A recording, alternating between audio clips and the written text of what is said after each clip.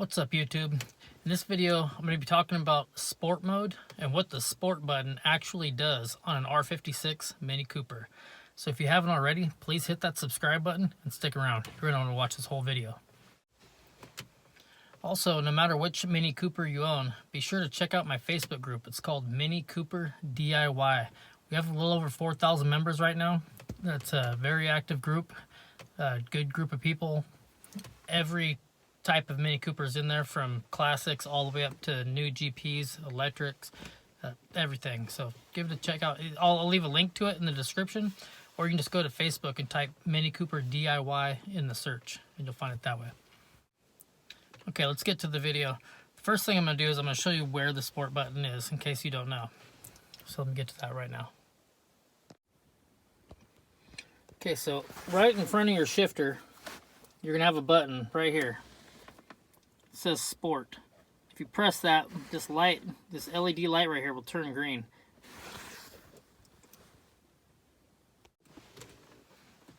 And once that light turns green, you know your sport mode is activated. Plus, it'll tell you on your center console, or on where your tack is, that you're in sport mode.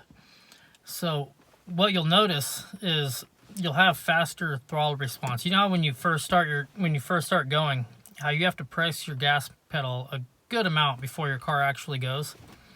Well, when you have sport mode on, when you barely press your gas, your car will start to go on right away. It's more linear. It's not doesn't wait until you get a certain percentage of it pressed before it actually does something. And if you're used to driving the sport mode on like I am, I put sport mode on as soon as I start my car every time I start it. You'll get to the point where if you forget and you get in your car, it'll feel like there's something wrong with your car, because your car should go when you hit the gas pedal, and it just doesn't unless you have the sport mode on. So yeah, the first thing you're going to notice is if you do it from a stop, is that you're going to have better throttle response. Then once you get moving, the next thing you'll probably notice is that you have tighter steering. And the reason that is it gives you less assistance with the electric power steering.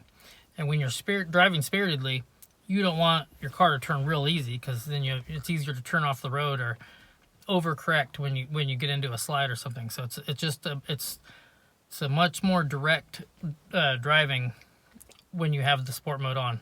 I prefer it over driving without it any day. If I could leave the power steering the way it is with the sport mode off, with the sport mode on, I still wouldn't do it. I prefer the steering the way it is with the sport mode on. In fact, everything about the car is better with the sport mode on than it is with the sport mode off. Everything that it changes, in my opinion. Okay, and the third thing it does is something I actually didn't notice because my car's tuned, so it does it anyway. But it opens your thermostat a few degrees sooner. I believe 180 degrees is where it opens the thermostat at. Again, I never noticed it because my car's got a tune, and with the tune, it opens it sooner. Your thermostat, if you don't know, is electronically controlled. It's not controlled by, the spring doesn't just open when it gets to a certain temperature. Your computer opens your thermostat when it gets to the temperature that your computer tells it to open at. So with the sport mode on, it'll open a little bit sooner, which is good, because when you have sport mode on, you're going to be driving harder and you need your car to be cooler. So it's a really good idea on BMW's part to have that work with the sport button. Another thing you'll notice, if you have an N18, I don't really notice it with the N14 motor. Well, I do now because I have a tune, but you'll notice when you put the sport mode on, you'll have more pops and bangs out of the exhaust. And that's something that Mini actually took out from 2007 to 2010, but they put it back in with the N18 motors. And I think they put it back in with the JCW motors too. I'm not 100% sure on that. But when it's in sport mode, you'll notice when your car's under load and you let off the gas, you'll hear pop, pop, pop, pop, pop. With sport mode on. You'll hear it a little bit with sport mode off too, but you'll hear it way more with sport mode on. And if you're tuned, you can actually get that tuned in with or without sport mode. So something to think about if you're getting tuned. Then if you're like me and if you have an automatic transmission, the Ace and 6-speed, if you leave it in just regular drive, or not regular drive, but you have it in sport mode and drive, and you floor it, it'll actually go all the way up to 6,500 RPM before it shifts. It won't shift it. I believe it's 4,000 or somewhere around there if you're not in sport mode. I'm not 100% sure because, like I said, I'm always in sport mode, and I always use the paddles. But also, not only will it go up to 6,500 if you floor it, if you're not flooring it, if you're just driving, you know, faster, the RPM will go up higher than it would if you weren't in sport mode under the same driving characteristics.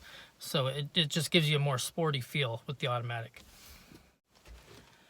And not only will it let you stay higher in the RPM range with the automatic, but like there's 3 different stages of how firm your car shifts with the automatic when you have sport mode. And so the 3 stages are: you can be in regular drive with the sport mode off, which is the softest shifting you're going to have, or you can be in regular drive, press the sport button, and you'll be in the middle setting. And then if you want it to be as stiff as or as firm as shifting as possible, you press the sport button, and then you pull your shifter all the way over to the left, which is the manual shift setting. You don't have to manually shift it. You can just pull it over and just leave it there, and it'll still drive in regular automatic mode, but it'll only go 1st through 5th.